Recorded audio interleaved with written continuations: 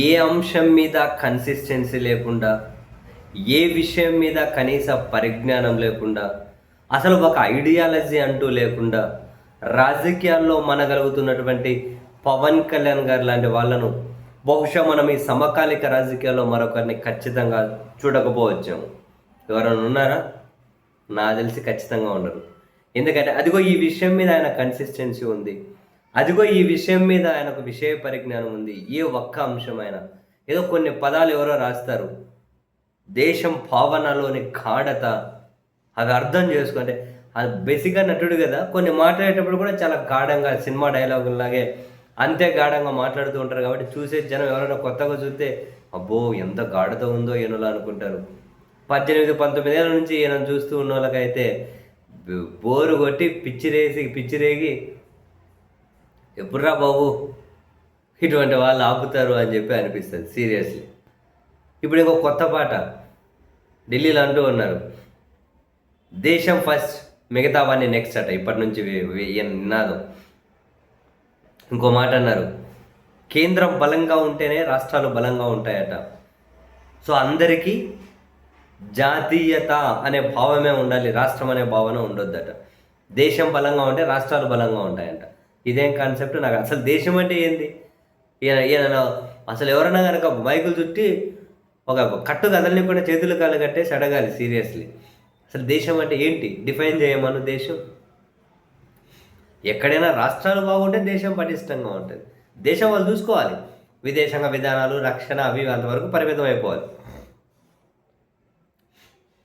ఎక్కడైనా కనుక రాష్ట్రాలను బలహీనం చేసిన కేంద్రాన్ని చూసాం, కానీ కేంద్రాన్ని బలహీనం చేసిన రాష్ట్రాలను చూసామా?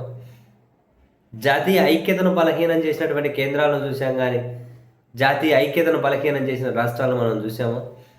ఇంతకుముందు ఎన్టీఆర్ గారు ఉండే పెద్ద ఆయన, కేంద్రం ఒక మిథ్య అన్నారు. ముమ్మాటికి నిజం.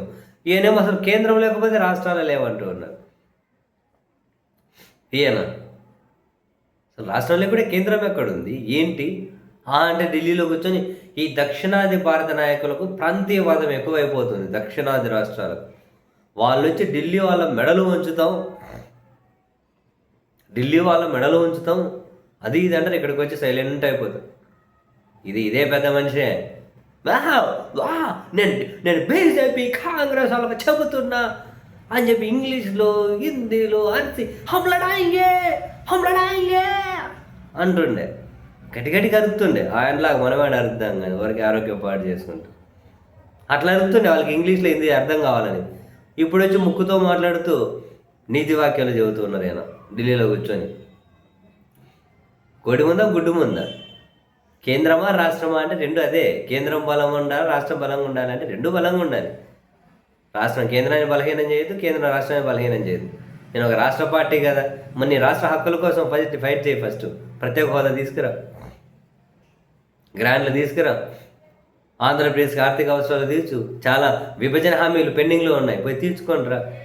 ఇక్కడ నిరూపించుకున్నది ఏమీ లేదు కానీ పోయి ఇంకా ఢిల్లీలో షో చేసి పైగా నీతి వాక్యాలు. దక్షిణ భారతదేశ నాయకులకు ప్రాంతీయవాదం అంట. దక్షిణ భారతదేశ నాయకులు పెరిగిపోతుందట ప్రాంతీయవాదం. దేశ ఐక్యత అనేది వాళ్ళని కొరవడుతుందట. ఏమన్నా అర్థం ఉందా? సొంతంగా పోటీ చేసి ఎమ్మెల్యేనో లేకుంటే సొంతంగా పోటీ చేసి 10 మంది ఎమ్మెల్యేలను గెలిపించుకునే పరిస్థితి ఉంటే నాకు తెలిసి అమెరికాలో మీటింగ్ పెట్టి అంతర్జాతీయ నాయకుడు అని చెప్పి ప్రమోట్ చేసుకుంటారేమో సీరియస్లీ. తెలుగుదేశం పార్టీ వాళ్ళు లేకపోతే ఎక్కడికి గెలిచేది? సరే వీళ్ళు లేకుండా వాళ్ళు లేకుండా వీళ్ళు అనేది రెండు దొంది అంటారు కదా, అట్లనే సరిపోయింది. అది వేరే విషయం, అది మళ్ళీ మాట్లాడుకుంటాం. అసలు ఆశ్చర్యం వేస్తుంది. దక్షిణ భారతదేశ నాయకుల మీద విమర్శలు, తెలంగాణ వాళ్ళ మీద విమర్శలు. అసలు కేంద్రమే అంట, అది లేకపోతే రాష్ట్రాలు లేవంట, సంబంధమే లేకుండా. మరి ఈయనకి ఏం టాస్క్ అప్పగించారో మరి బీజేపీ వాళ్ళు. ఆ టాస్క్ ఏదో ఫుల్ఫిల్ చేయడం కోసం ఎంతో చేస్తూ ఉన్నారు.